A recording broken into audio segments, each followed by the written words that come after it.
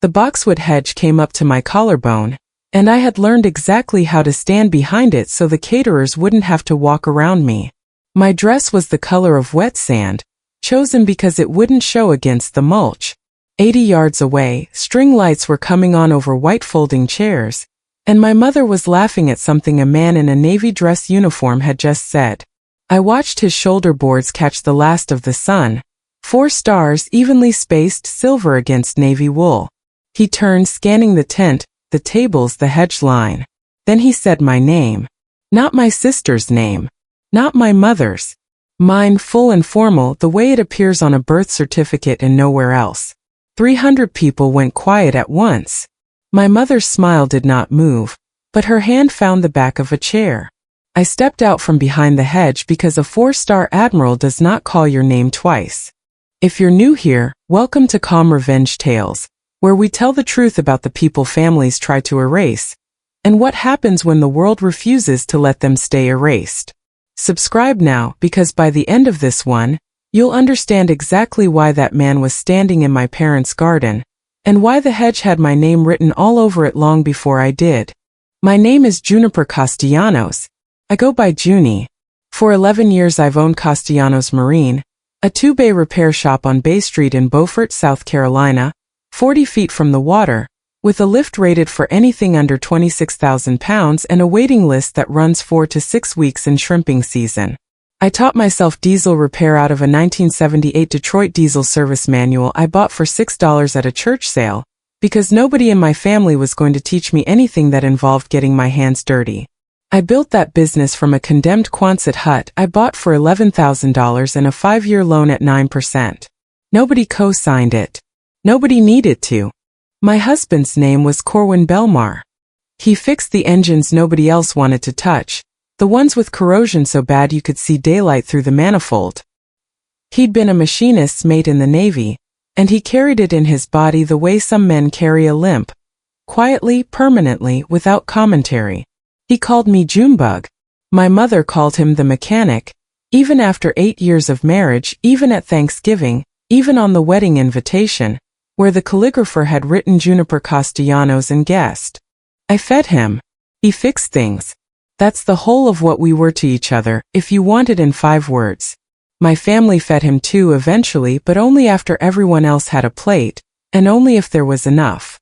The dinner that mattered happened on a Thursday in late November, 61 degrees, string lights already up because my mother liked to get a jump on the season. My sister Odalise had just gotten engaged to a man named Prescott Winthrop Hale, whose family owned 4 car dealerships between Savannah and Hilton Head, and my mother wanted the engagement announced properly, with linen napkins and a seating chart and my father's good scotch. The invitation came to me by text. Thursday, 6:30, cocktail attire. Corwin can come, but we're tight on chairs, so he'll need to eat after. There just isn't room for a +1 at the main table this time. There is always room for a +1 when the +1 is a car dealer's son. There was no +1 problem when Prescott brought his entire golf foursome to Easter. The chairs were never the issue. I knew that. Corwin knew it too, and he still ironed his one good shirt, the pale blue one, and said, "It's your sister's night.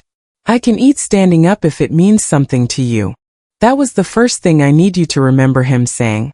We drove out to my parents' place on Distant Island, past the marsh, past the dock where my father kept a boat he'd never once taken out, and we parked behind the caterer's van because the driveway was full of Winthrop Hale trucks with dealership logos on the doors. My mother met us at the door already holding a clipboard. "Corwin, sweetheart," she said, "would you mind terribly standing by the hedge for the family photo? We're just doing immediate family, and it'll look so much cleaner without extra people in the frame." She said extra people the way you'd say extension cord, a thing that exists that has a use that does not belong in the picture. He stood by the hedge. I stood next to him instead of in the photo, and my mother's mouth went thin, and my father from behind the tripod said, "Junie, for God's sake, get in the shot. We're paying for this photographer by the hour." I stayed by the hedge. That's the part nobody in that yard understood yet. I had already chosen where I belonged, and it wasn't in the frame either. Dinner went the way it always went. Prescott's father toasted new blood in the family, The kind that actually shows up on time and dresses appropriately, and did not look at Corwin when he said it, which was its own kind of look. My mother refilled wine glasses down the table and skipped Corwin's water glass twice, and I refilled it myself both times, and neither of us said a word about it because we had a system, and the system was, I handle the small cruelties so he doesn't have to carry them home. The moment it broke was small. It's always small. My father stood to carve the roast, and Corwin, out of habit, out of 11 years of boat decks and mess halls, reached over to steady the platter when it wobbled on the trivet. My father snapped, "I've got it," loud enough that the table stopped talking, and then quieter, meaner, the kind of quiet that's worse than yelling. "You don't have to work here, Corwin. This isn't a job." Nobody laughed. Nobody defended him either. Odalise looked at her plate. Prescott's mother examined her rings. 12 people, and 11 of them found somewhere else to look. I said, "He was helping. That's what he does. It's what you'd know about him if you ever asked him anything." My voice didn't rise. I want you to understand that. I have never once raised my voice at that table in my life, and I didn't start that night either. But my father set the carving knife down flat against the platter, and my mother said, in the tone she uses for waitstaff who've brought the wrong wine, "If you're going to make a scene, you can both leave." That was the disproportion. A man reaching for a wobbling platter, met with an exit. My father didn't backpedal. My mother didn't soften it into a joke the way she does when she wants to pretend cruelty was never cruelty at all. The invitation to leave stood there on the table between the green beans and the gravy boat, and nobody moved to take it back. Corwin stood up first. He folded his napkin, actually folded it into a neat rectangle, set it beside his plate like he was checking out of a hotel, and said, "The second thing I need you to remember, I'll wait in the truck. I don't want to be in anyone's photographs who doesn't want me in them." Not a slammed door. Not a raised fist. He picked up his water glass, drank the last of it, and walked out through the kitchen, past the caterer, past the hedge, into the dark. I stood up next. My chair made a sound against the hardwood that I still hear sometimes when I'm alone in the shop at closing. Odalise's fiancé's mother started to say something. I saw her lips part, saw her look between my mother and the door, and then she picked up her wine instead. That's the closest anyone came to speaking. A half-formed sentence swallowed with Pinot Noir. "We're leaving," I said. "But I want to be clear about something. You didn't kick us out. I'm choosing to go, because I'd rather stand in a gravel driveway with a good man than sit at a table with people who need a seating chart to remember whose family." Then I followed him out, past the hedge, into November air that smelled like somebody's fireplace 3 houses down, and I did not look back to see if anyone was watching, because I already knew the answer was no. What followed was 6 years of a life built on purpose, in specific unglamorous pieces. We moved out of the rental on Ribaut Road and into a 1,050 square foot house on Ladies Island that we bought for $164,000 with an FHA loan, because Corwin's Navy record got us a better rate than my credit alone ever would have. I kept the shop open 6 days a week, 7 a.m. to 5 p.m., and on the 7th day I did the books at the kitchen table while Corwin rebuilt a 40-horsepower Johnson outboard on a tarp in the yard, because we couldn't afford a second bay yet and a man's got to work somewhere. We didn't take handouts, and my family occasionally offered them anyway, always with strings sewn into the fabric.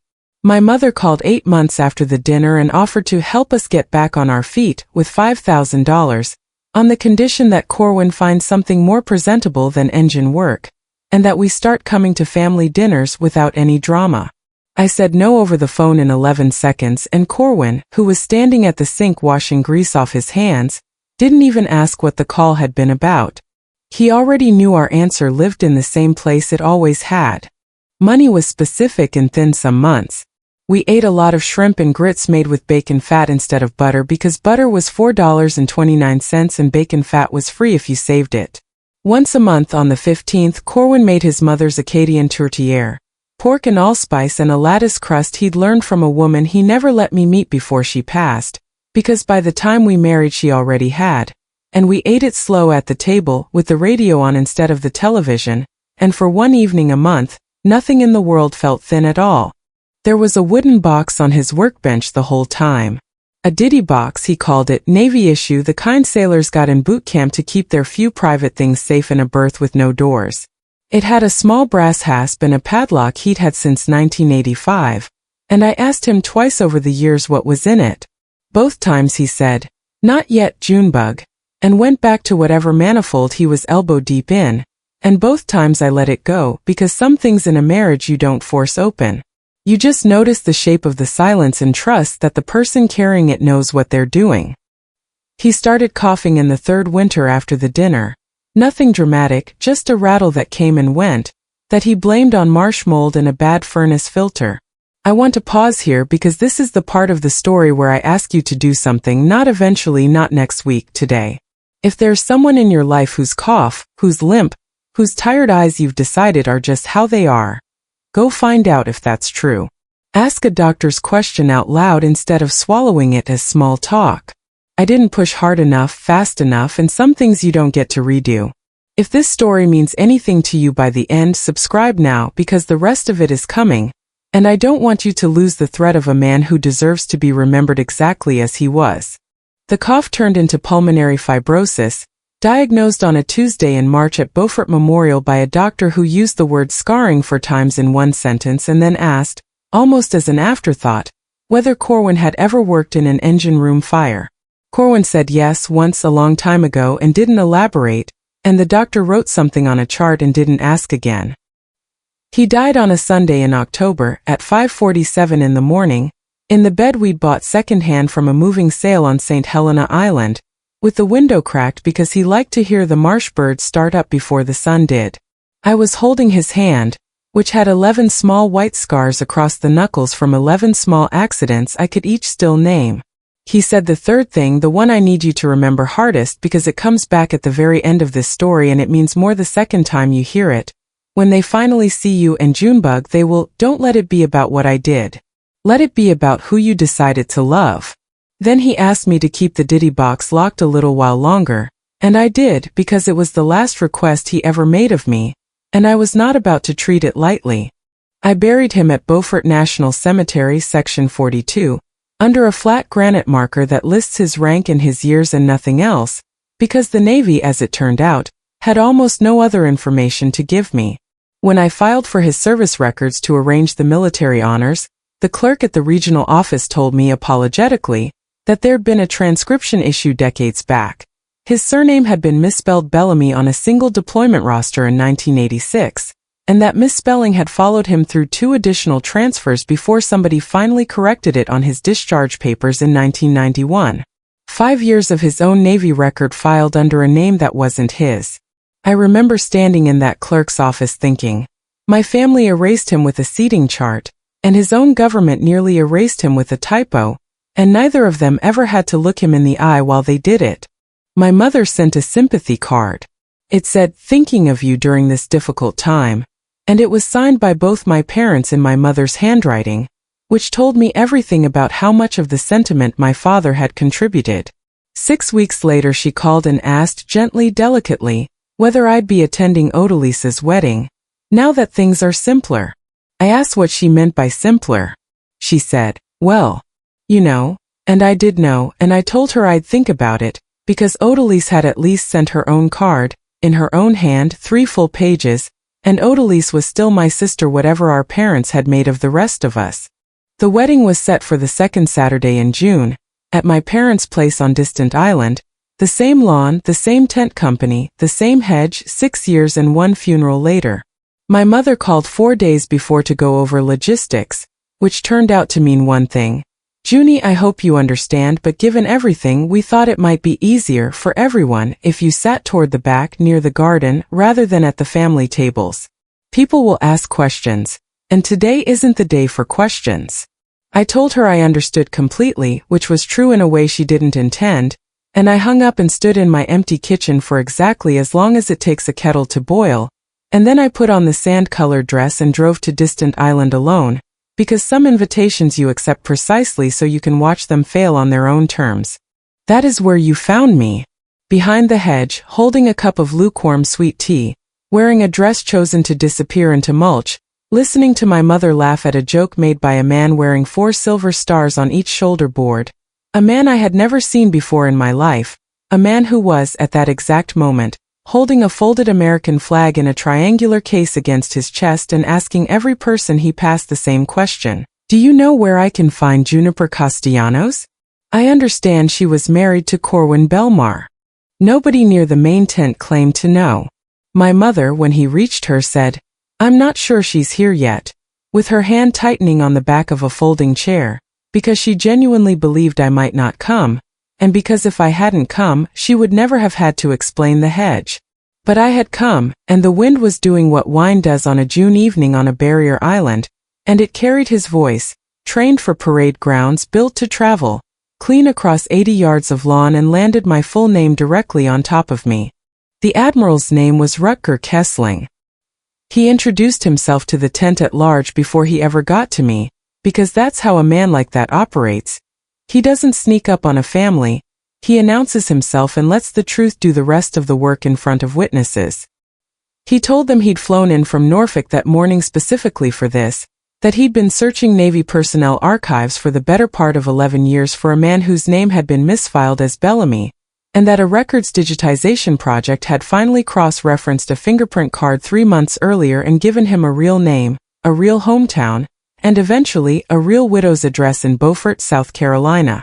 My mother's face when the word widow landed on the lawn did something I will not forget. Her hand went from the chair to her own collarbone, the exact spot my dress had been resting against for the last 40 minutes, as if she needed to check that her own heart was still doing its job. He told the story the way military men tell stories. No ornament, no pause for effect, just facts laid in a row until the weight of them does the work rhetoric would have ruined. In 1986, aboard the destroyer USS Corrigan, 41 nautical miles southwest of Diego Garcia, an electrical fault in the aft engine room started a fire that filled 2 compartments with smoke inside 90 seconds. 19-year-old seaman Rutger Kessling was one of 6 men trapped below a jammed hatch. Machinist mate First Class Corwin Belmar, misfiled that same year as Bellamy, went back into that compartment 3 separate times, once after his own oxygen line had been severed by falling conduit, and pulled out 5 of the 6 men before the fire was contained. The 6th man didn't make it. Corwin carried that 6th man's dog tags in his own pocket for the rest of his life, and I understood, standing on that lawn, exactly what had been locked in a ditty box on our workbench for 39 years.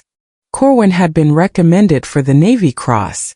The recommendation was filed under a misspelled name, in a unit that transferred him out 9 days later for medical treatment of his own burns, and the paperwork simply never caught up to a man the system could no longer locate.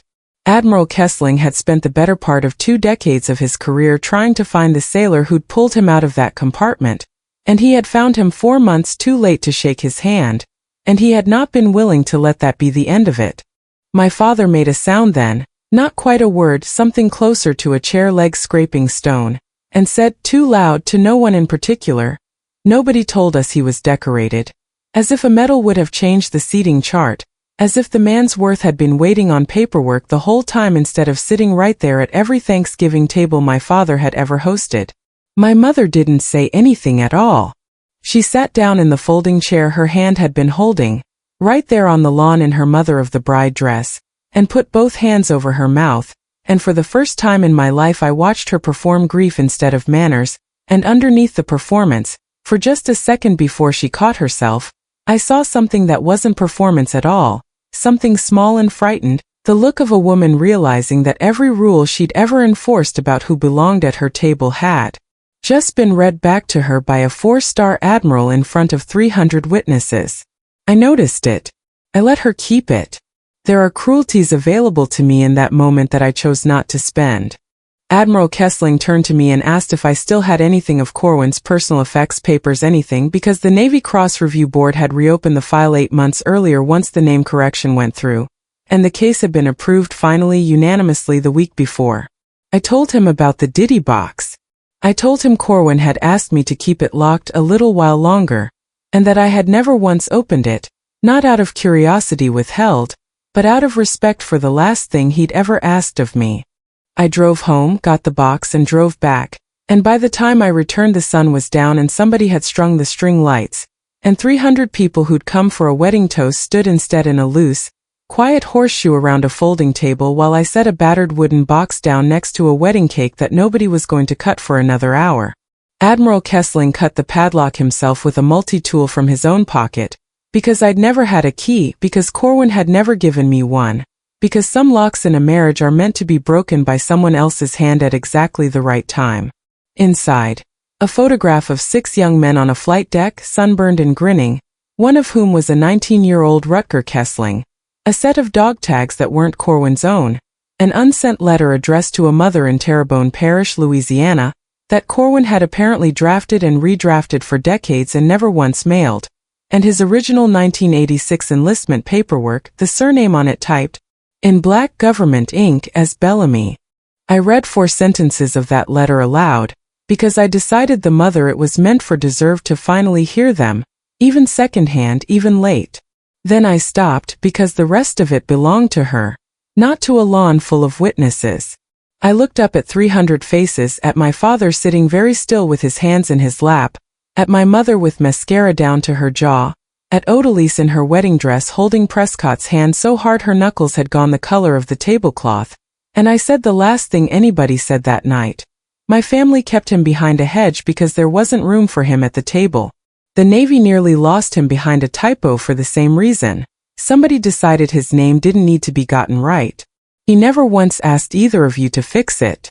He only ever asked me for one thing near the end. He said, when they finally see you, don't let it be about what he did. Let it be about who I decided to love. So here it is. I loved a man who went back into a burning compartment 3 times for people who weren't even his family yet. And I would do it again tomorrow. And I am done standing behind hedges for anyone.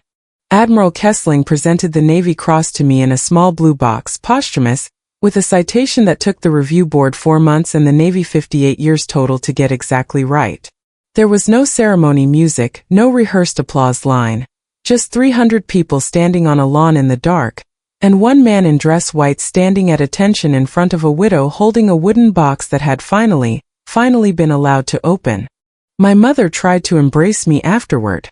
I let her briefly because there's a difference between refusing cruelty and manufacturing it, and I wasn't going to become someone who needed an audience for forgiveness the way she'd always needed one for control.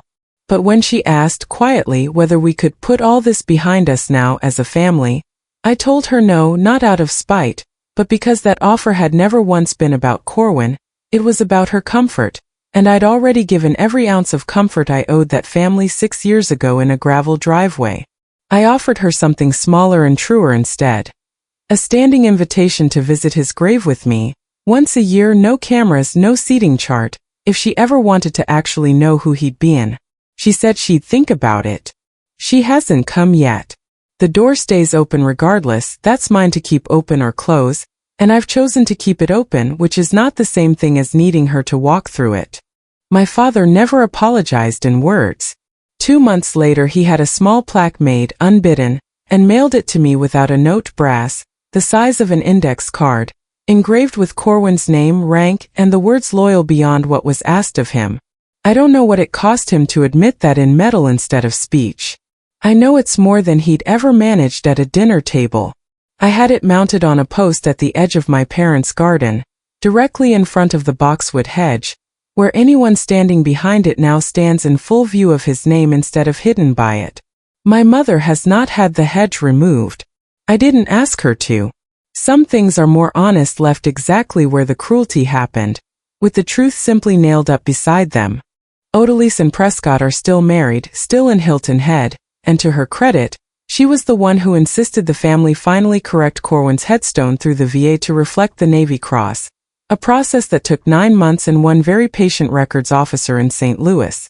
Admiral Kessling and I still exchange a letter every few months. He sent me, for my birthday this year, a framed copy of the original flight deck photograph, the 6 young men sunburned, before any of them knew what any of it would cost. Castellanos Marine is still open 6 days a week on Bay Street.